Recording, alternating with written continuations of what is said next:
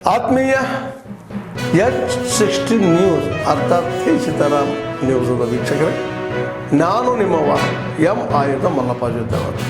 ತಾವು ಈಗ ಸುದ್ದಿಗಳ ಲೋಕಕ್ಕೆ ಎಂಟ್ರಿ ಹೊಡಿತಾ ಇದ್ದೀರಿ.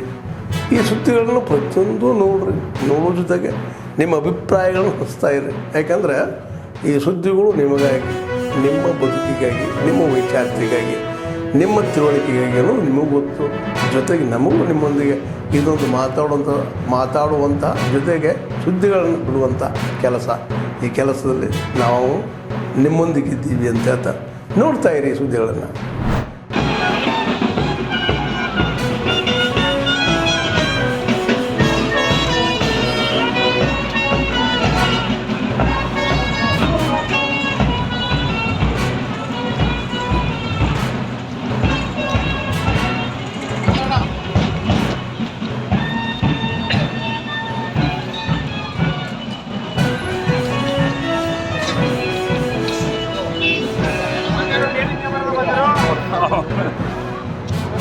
ನಮಸ್ಕಾರ.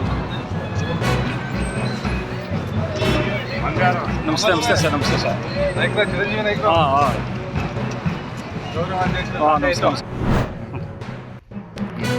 ಈಗಾಗಲೇ ರಾಜ್ಯಾದ್ಯಂತ ಯುವ ಸಮಾಜದವರು ST ಸೇರಿಸಿ ಅಂತೇಳಿ ಹೋರಾಟ ಮಾಡ್ತಾ ಇರೋದು.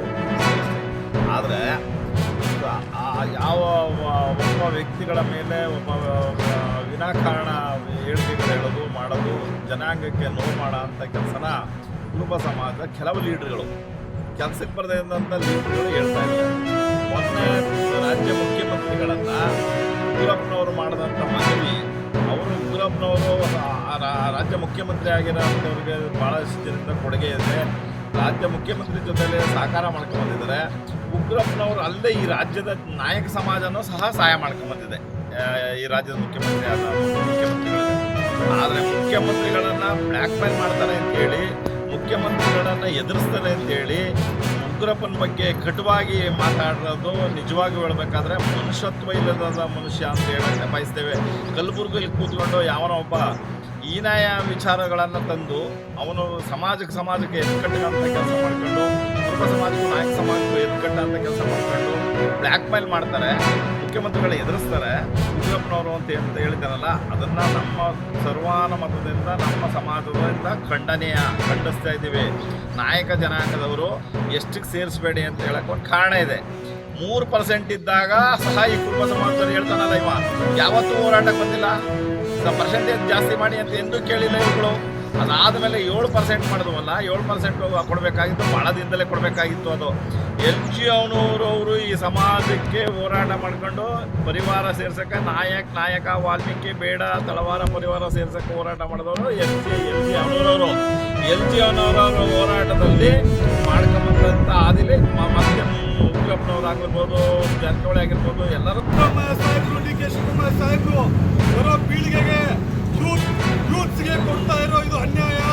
ಇದು ನಮಗೆ ಏನು ಅನಿಸ್ತಾ ಇದೆ ಅಂದರೆ 38 ವರ್ಷ ಹುಟ್ಟಿರುವಂಥ ವ್ಯಕ್ತಿಗಳಿಗೆ ಅವರಿಗೆ ಸ್ಥಾನಮಾನ ಸಿಗ್ತಾ ಇಲ್ಲ ಅಂದರೆ ನಮ್ಮ ಭವಿಷ್ಯ ಏನು? ಇದು ನಿಮ್ಮ ಸರ್ಕಾರ ಅಲ್ಲ, ನಮ್ಮ ಸರ್ಕಾರ.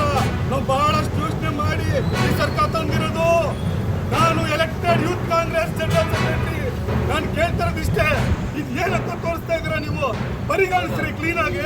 ದುಡ್ಡು ಕೊಟ್ಟವ್ರಿಗೆ ಕೊಡೋದು ನೀವು. ದುಡ್ಡು ಕೊಟ್ಟವ್ರೆ ದುಡ್ಡು ಕೊಟ್ಟು ಅಂತಾನೆ ಅಷ್ಟಕ್ಕಾದ್ರೆ ಯಾಕೆ ಸಂಘಟನೆ ಮಾಡಬೇಕು? ಯಾಕ್ರಿ ಮಾಡ್ಬೇಕು ನಾವು ಸಂಘಟನೆ? ಯಾಕಿರೋದಿಲ್ಲ? ಇನ್ನು ಯಾಕೆ ಸೇರಿದೀವಿ? ಎಲ್ಲ ಜನಾಂಗದವ್ರು ಬಂದಾರೆ, ಎಲ್ಲ ಜನಾಂಗದವ್ರು ಇದ್ದಾರೆ ಇಲ್ಲಿ. ಬರೀ ಅಲ್ಪಸಂಖ್ಯಾತರಲ್ಲ, ದಲಿತರು ಎಲ್ಲರೂ ಇದ್ದಾರೆ. ಅವ್ರು ಕೂಗಿಷ್ಟೇ, ಅವರು ಶ್ರಮ ಪಟ್ಟಿದ್ದಾರೆ, ಅವರು ಕೆಲಸ ಮಾಡಿದ್ದಾರೆ, ಸಂಘಟನೆ ಮಾಡಿದ್ದಾರೆ. ನಿಮಗೆ ಗೊತ್ತಿಲ್ವಾ? ಮೀಡಿಯಾದಲ್ಲಿ ಹೇಳ್ತೀರಾ?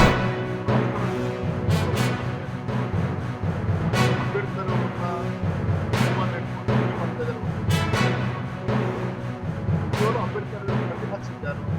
ಆ ಪುಣ್ಯಾತ್ಮ ಸಮಾಧಿ ಮಾಡ್ತೀವಿ ಯಾಕೆ ಜಾಗ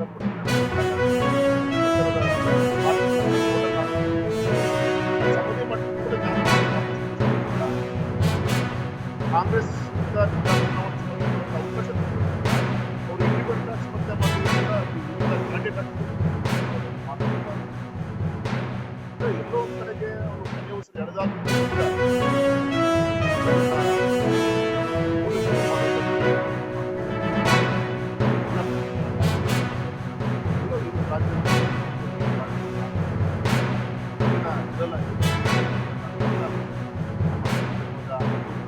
ಆದ್ಮೇಲೆ ಎಲ್ಲ ಸುದ್ದಿಗಳನ್ನು ನೋಡಿದ್ರಲ್ಲ ಏನು ಅನಿಸ್ತು ನಿಮಗೆ? ಇದರಲ್ಲೇ ನಿಮಗೆ ಲೈಕ್ ಆಗಿರ್ಬೋದು, ಡಿಸ್ಲೈಕು ಆಗಿರ್ಬೋದು, ಕಾಮೆಂಟ್ ಬೇಡಪ್ಪ ಅಂತ ಅನಿಸಿರ್ಬೋದು, ಕಾಮೆಂಟ್ ಮಾಡಬೇಕಪ್ಪ ಅನಿಸ್ಬೋದು, ಶೇರ್ ಮಾಡಬಾರ್ದಪ್ಪ ಅನಿಸಿರ್ಬೋದು, ಮಾಡಬೇಕು ಅನಿಸಿರ್ಬೋದು. ಏನಾದರೂ ಆಗಲಿ ಶೇರ್ ಮಾಡ್ತಾಯಿರಿ, ಈ ನ್ಯೂಸ್ಗಳನ್ನ ಹಂಚ್ತಾಯಿರಿ, ಜೊತೆಗೆ ಇದಕ್ಕೆ ಸಬ್ಸ್ಕ್ರೈಬ್ ಆಗ್ತಾಯಿರಿ ಅಂತ ಹೇಳ್ತಾ H60 ನ್ಯೂಸ್ ಅರ್ಥಾತ್ ಹೇ ಸೀತಾರಾಮ್, ಇದು ಸತ್ಯದ ಕೈಗಳಲ್ಲಿ ವಂದನೆಗಳು.